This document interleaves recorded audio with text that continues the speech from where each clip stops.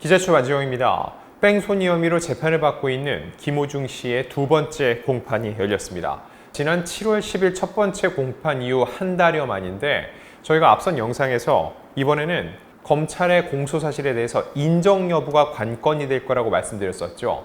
근데 이 재판 불과 10분 만에 끝났습니다. 그 이유는 김호중 씨가 모든 혐의를 인정했기 때문이죠. 사실 앞서 아직 인정 여부를 모르기 때문에 김호중 씨가 반성문조차도 낼 수 없는 상황이라고 말씀을 해드렸는데 일단 모든 혐의를 인정했다. 즉 검찰이 제기한 모든 공소 사실을 받아들이겠다는 거죠. 즉 법적으로 더 이상 다투지 않겠다는 의미입니다.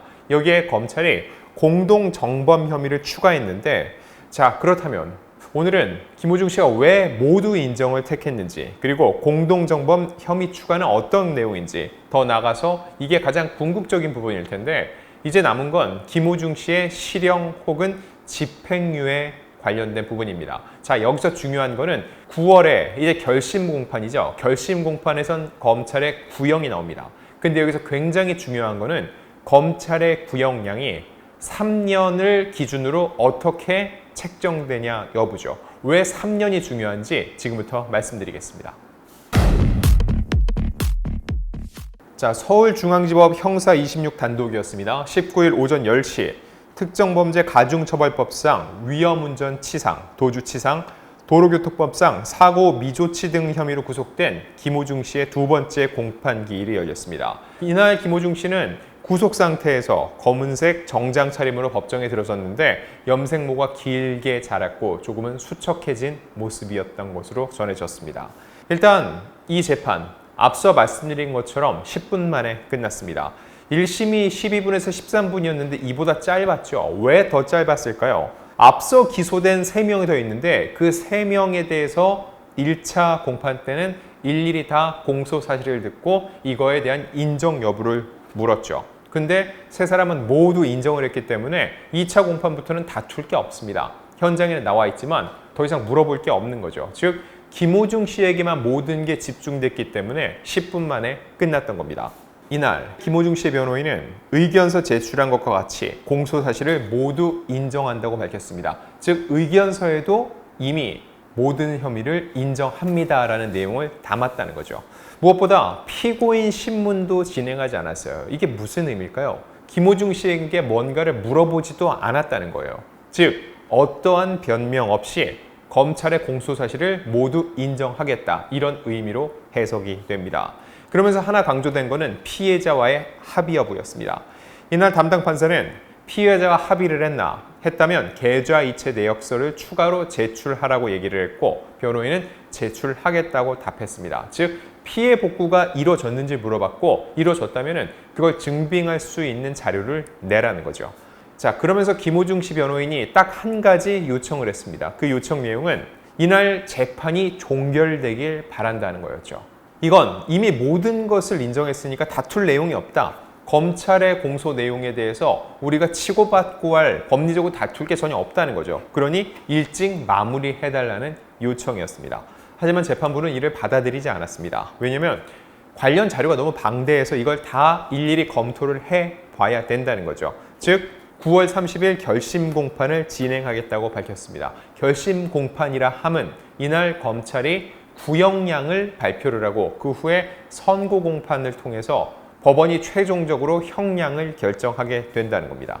자 그리고 재판은 10분 만에 끝났는데 이 재판 내내 김호중 씨는 고개를 푹 숙이고 땅만 바라보고 있었다고 합니다. 자 여기서 다투지 않는다, 모든 것을 인정한다. 여기는 어떤 의미가 담겨 있을까요? 즉 다 인정을 하고 뉘우친다는 뜻이겠죠. 만약에 1심 선고가 집행유예로 끝난다면 김호중 씨 입장에서는 이 재판을 빨리 끝내는 게 출소 기간을 앞당길 수 있는 길입니다. 왜냐하면 이미 한 차례 연장돼서 10월까지 구속이 되죠. 여기서 다투게 되면 당연히 재판이 길어질 수밖에 없죠. 그럼 10월이 돼서 또 한 차례 연장이 될 거고 6개월이 1심 최고 기간이니까 12월까지는 구속되어 있는 상태일 수가 있다는 겁니다. 근데 9월 결심 공판을 하면은 10월이면은 선고가 있겠죠. 여기에서 선고에서 만약 집행유예가 나오면은 김호중 씨 입장에서는 10월, 즉 한 차례 연장된 상황에서 출소도 가능한 상황이라는 거죠. 자, 그럼 여기서 또 하나 짚어야 될 게 공동정범 혐의 추가. 이게 어떤 내용이냐면 이날 재판에서는 범인 도피 교사, 증거인멸 등의 혐의로 기소된 이광득 전 대표, 전모 본부장, 매니저 장모 씨 등 3명도 함께 피고인석에 앉았습니다. 그리고 공동정범은 이들과 연결된 혐의입니다. 검찰은 이날 매니저 장 씨를 제외하고 나머지 3명에 대해서 형법 30조를 추가하겠다고 밝혔습니다. 이 형법 30조가 뭐냐면 공범에 관한 사항입니다. 2인 이상이 공동의 죄를 범한 때에는 각자를 그 죄의 정범으로 처벌한다는 조항이죠. 즉 함께 재판에 넘겨진 이광득 대표 그리고 전모 본부장과 김호중 씨가 공모했다고 보고 있다는 거죠. 자, 그래서 재판부는 이 공소 사실에 형법 30조를 추가해 모두 종합적으로 판단 후 다음 기일에 심리를 마칠 예정입니다. 자, 그럼 궁극적으로 가장 궁금한 건 이겁니다. 김호중 씨의 실형 혹은 집행유예 가능성이죠. 당연히 가장 관심이 가는 부분인데 사건 발생 초기만 해도 이와 관련해서 많은 법조계 관계자들의 의견이 나왔었습니다. 일단 이 위험운전치상, 도주치상, 도로교통법상 사고 미조치 이렇게 크게 김호중 씨의 혐의에 적용이 되는데 여기서 가장 형량이 무거운 건 위험운전치상 혐의입니다. 그래서 이거에 대한 처벌 수위가 결정적으로 최종 형량에 영향을 미치게 되는 거죠.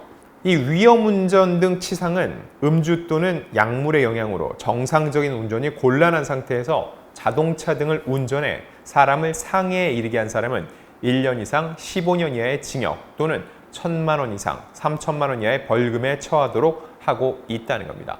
지금 근데 김호중 씨는 여러 가지 사안이 복합적으로 결부되어 있기 때문에 벌금형으로 그칠 확률은 지극히 낮습니다. 즉 징역형으로 갈 수밖에 없는데 이 징역형을 실제로 옥살이를 되는 실형으로 갈지 혹은 집행유예로 가게 될지 여부가 제일 궁금해진다는 거죠.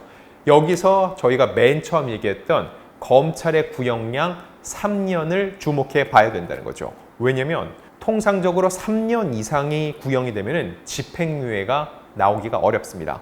자, 통상 그런 얘기하죠. 재벌형량. 수많은 재벌들이 법정에 섰는데 3년 정도가 구형이 돼서 최종적으로는 징역 3년에 집행유예 5년으로 간다는 거죠. 여기서 이 3년 이상이 나올 경우에는 집행유예 자체가 어려워진다는 겁니다. 물론 5년 정도를 구형하는 경우도 있습니다. 이게 뭐냐면 판사가 장량 감경이란 걸 해서 3년 이하로 낮출 수 있다는 거죠. 장량 감경. 이것도 뭐냐면은 범죄의 정상에 참작할 사유가 있을 때는 장량하여 그 형을 감경할 수 있다. 형법 53조 장량 감경 규정인데 판사에게 유기징역 형기를 반토막 낼 수 있는 재량권을 보장해 주는 겁니다. 자, 근데 현재 이 사건을 전 국민이 지켜보고 있죠. 이런 분위기상 판사가 장량 감경 규정을 적용하기는 쉽지 않을 것으로 보입니다. 즉 검찰의 구형량이 3년 이상일 경우에는 집행유예가 사실상 어려워지고 3년 이하로 갈 경우에는 집행유예까지도 바라볼 가능성이 높아진다는 얘기입니다. 자, 그럼 법조계에서는 어떻게 바라보고 있을까요? 김호중 씨가 집행유예를 받을 가능성은 어느 정도의 확률을 갖고 있을지 제가 몇몇 변호인들에게 물어봤습니다. 일단 모든 혐의를 다 인정한다.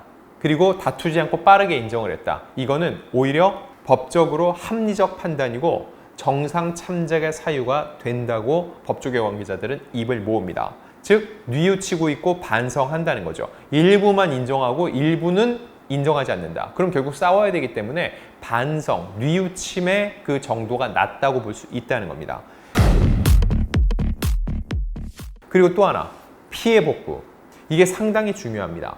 저희가 앞선 영상에서 말씀을 해드렸죠. 피해자와 합의를 해서 피해 복구가 이루어졌고 그리고 이 피해자가 선처 탄원서를 냈다. 그리고 최종적으로 피해 정도가 전치 2주였다. 이런 게 복합적으로 다 판단 기준이 된다는 겁니다. 이런 것들을 다 놓고 봤을 때 김호중 씨가 이번 재판에서 집행유예를 받을 가능성은 남아있다고 법조계 관계자들은 얘기를 하고 있습니다. 비슷한 다른 사례 한번 볼게요. 지난 2021년 9월입니다.